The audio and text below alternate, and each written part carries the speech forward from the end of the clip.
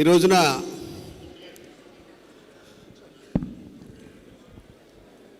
రాష్ట్ర స్థాయిలో కాపు, తెలగ, బలిజ, ఒంటరి, మున్నూరు కాపు, తూర్పు కాపు, కాపు ప్రజాప్రతినిధులు అందరితోటి కూడా ప్రతినిధుల సమావేశం ఏర్పాటు చేసినందుకు విచ్చేసిన ప్రతినిధులందరికీ కూడా హృదయపూర్వక నమస్కారాలు తెలియజేస్తూ ఉన్నాను. మరి చాలామంది పెద్దలు వచ్చారు, వారందరి సందేశాలు కూడా మనం వినవలసినటువంటి బాధ్యత మనందరి మీద ఉంది. ఈ యొక్క సమావేశంలో ప్రధానమైనటువంటి అంశాలు ఇందాక చెప్పినట్టుగా, ఒకటి, మనందరూ కూడా ఐక్యతతో ఉండాలి, తద్వారా అభివృద్ధిని సాధించాలి, అభివృద్ధి ద్వారా రాజ్యాధికారాన్ని సాధించాలి అన్న ఈ మూడు అంశాల మీద మరి మన అందరూ కూడా ఎజెండాలో ఈ ప్రధానమైన ఉంది. ఐక్యతతో పాటు అభివృద్ధి, అభివృద్ధితో పాటు రాజ్యాధికారం. ఈ అంశాల్లో మనం అందరూ కూడా మరి చాలామంది పెద్దలు వచ్చారు కాబట్టి వారందరి సందేశాలు వింటారు. మరి ముందుగా మరి ఇక్కడ జేఏసీ ఆధ్వర్యంలో కూడా పెద్దలందరూ గతంలో అనేక ఉద్యమాలు చేశాం. ఆ ఉద్యమాలన్నీ కూడా మీకు తెలుసు. ఆ రోజున పెద్దలు పద్మనాభం గారి సారథ్యంలో 94లో కానీ 2014లో కానీ రెండుసార్లు కూడా వారి ఆధ్వర్యంలో మేమందరూ కూడా టీమ్గా అప్పుడే ఉన్నటువంటి పెద్దలు ఈనాడు కూడా చాలామంది ఉన్నారు. అనేక సందర్భాల్లో ఆయా ప్రభుత్వాల మీద పోరాడి ఫలితాలు మాత్రం సాధిస్తూ ఉన్నాం. ఇక్కడ మీరు అందరూ గ్రహించాలి, ఫలితాలు సాధిస్తున్నాం కానీ తెచ్చిన ఫలితాలు నిలబెట్టుకోలేకపోతున్నాం. సాధించడం వరకు కష్టపడుతున్నాం. ఎందుకంటే 1994 ఉద్యమంలో జీవో నెంబర్ 30 తెచ్చాం. కాపులను బీసీలో చేస్తూ మనతో పాటు 14 కులాలు జీవో నెంబర్ 30 సాధించడం జరిగింది. మొట్టమొదటిసారిగా ఈ కాపు, తెలగ, బలిజ, ఒంటరి కులాలకి ఉపకార వేతనాలు కూడా 2 కోట్లు ఆ రోజున విజయభాస్కర్ రెడ్డి గారి చేతుల మీదుగా ఆ రోజున మొట్టమొదటిగా ఉపకార వేతనాలు శాంక్షన్ చేసి, అప్పటి వరకు ఉపకార వేతనాలు లేవు. కాబట్టి జీవో నెంబర్ 30 ద్వారా బీసీలో చేరుస్తూ నిర్ణయం, ప్లస్ ఉపకార వేతనాలు, బీసీలకు సంబంధించినటువంటి ఏవైతే ఆర్థిక అంశాలు ఉన్నాయో అవన్నీ కూడా వీళ్ళకు వర్తింపజేస్తూ జీవో కూడా తీసుకురావడం జరిగింది. ఎప్పుడంటే ఇది 94 ఉద్యమంలో. తర్వాత వచ్చిన ప్రభుత్వాలు ఈ జీవో నెంబర్ 30 పక్కకు పోయింది, ఉపకార వేతనాలు పక్కకు పోయినాయి, బీసీకి సంబంధించినటువంటి ఆర్థిక అంశాలు కూడా పక్కకు పోయినాయి. మళ్ళీ 2014లో మళ్ళీ ఉద్యమం చేశాం.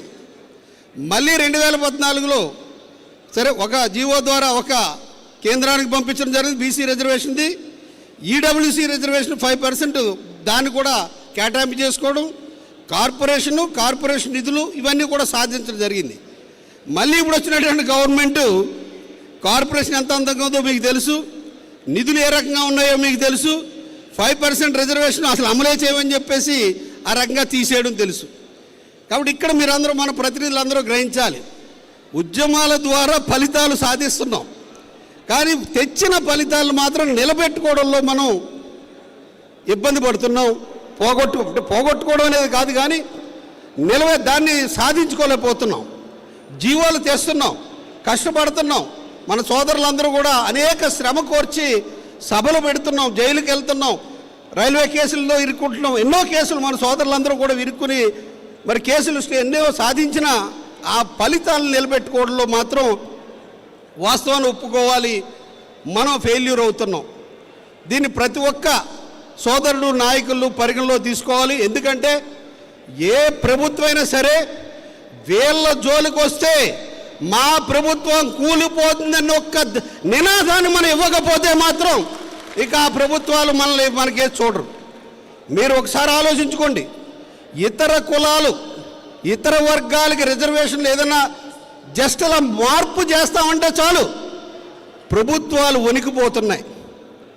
ఆ రిజర్వేషన్ పరిధి మారుస్తూ ఉంటే చాలు ఒక క్రిమి లేయర్ సిస్టమ్ పెడతానంటే చాలు, లేదు ఆల్టర్నేటివ్ మారుస్తూ ఉంటే చాలు.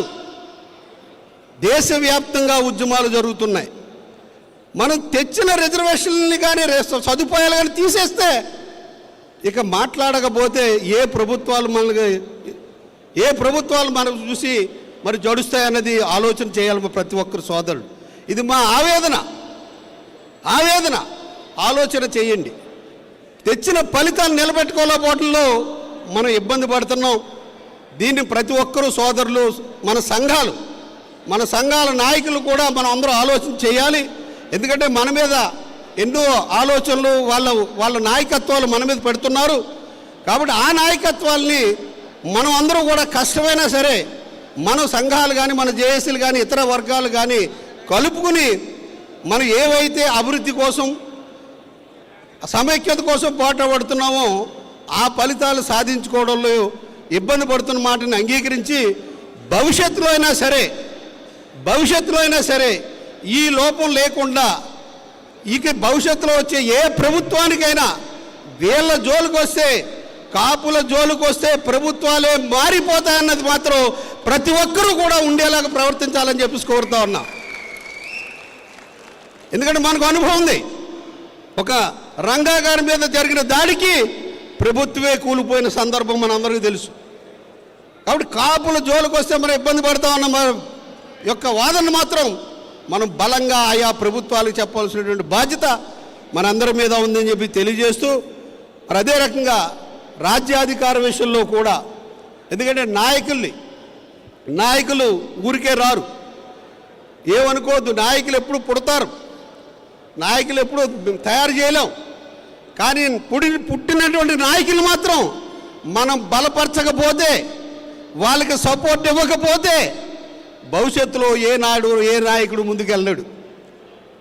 అక్కడ స్థానికంగా పంచాయతీలో అవ్వచ్చు, మండలాల్లో అవ్వచ్చు, పార్లమెంట్లో అవ్వచ్చు, ఎమ్మెల్యే కావచ్చు, అక్కడ స్థానికంగా ఉన్న ఏ నాయకత్వానైనా సరే సోదరులందరూ మన సోదరులు బలపరచాలి, ఆ నాయకత్వాన్ని పెంపొందించాలి. ఎందుకంటే ప్రజాస్వామ్యంలో నాయకుడితోటే నడుస్తుంది. 100 మంది ఒక నాయకుడిని తయారు చేయలేరు, ఒక నాయకుడు 100 మందిని తయారు చేయగలుగుతాడు. ఇది మర్చిపోవద్దు. 100 మంది కలిసి నాయకులు తయారంటే అవ్వలేరు, కానీ ఒక నాయకుడు 100 మందిని తయారు చేస్తాడు. కాబట్టి నాయకుడికి చేతనైతే మనం సపోర్ట్ చేద్దాం, చేత కాకపోతే మాట్లాడుకుందాం, అంతేగాని విమర్శించొద్దు. దయించి ఆ విషయంలో పరిగణలో తీసుకోండి. చేతనైతే సపోర్ట్ చేద్దాం, లేదా ఇంకా అతని అభివృద్ధి ముందుకు తీసుకెళ్దాం, కానీ విమర్శించొద్దు. వెళ్ళే నాయకుడిని మాత్రం ఆ దారికి అడ్డంకులు తీసుకురావద్దు. వాళ్ళు వెళ్ళవండి, ఆ నాయకత్వాన్ని బలపరచండి, చేతనైతే హెల్ప్ చేయండి. లేదైతే మనం మనకి ఇబ్బంది ఉంటే మాత్రం ఆ మౌనం పాటించండి, ఇబ్బంది ఏమీ లేదు. వాడు చేయొద్దు నాయకత్వాలు. ఎందుకంటే ఈ రోజున్న రాజకీయాలు మీకు అందరికీ తెలుసు. అటు ఆర్థికంగా కావాలి, ఒక నాయకుడు ఒక ఎమ్మెల్యే పోటీ చేయాలంటే మీ అందరికీ తెలుసు. ఇవాళ స్థానికంగా ఎమ్మెల్యే పోటీ చేయాలంటే ఏ పరిస్థితులు ఉన్నాయి, ఒక పంచాయతీ ప్రెసిడెంట్ పోటీ చేయాలంటే ఏ పరిస్థితులు ఉన్నాయి, ఒక పార్లమెంట్ సభ్యుడిగా పోటీ చేయాలంటే ఏ పరిస్థితులు ఉన్నాయి మీ అందరికీ తెలుసు. కాబట్టి ఆ రకంగా వాళ్ళ కుటుంబాలని, ఆర్థికాలని అన్ని పనంగా పెట్టి పోరాడుతున్నప్పుడు వాళ్ళకి సపోర్ట్ చేయవలసిన బాధ్యత మనందరి మీద ఉంది. ఈ విషయంలో, రాజ్యాధికార విషయంలో ఎవరైతే ఎక్కడెక్కడ పోరాడుతున్నారో వాళ్ళకి సపోర్ట్ ఇవ్వండి. వాళ్ళ విషయంలో ఎక్కడా కూడా ఏమాత్రం కూడా మనం వాళ్ళు విమర్శించడం కానీ, వాళ్ళు డిస్కరేజ్ చేయడం కానీ ఆ విధమైన పరిణామాలు చేయొద్దని చెప్పేసి ఈ సందర్భంగా తెలియజేస్తూ ఉన్నాం.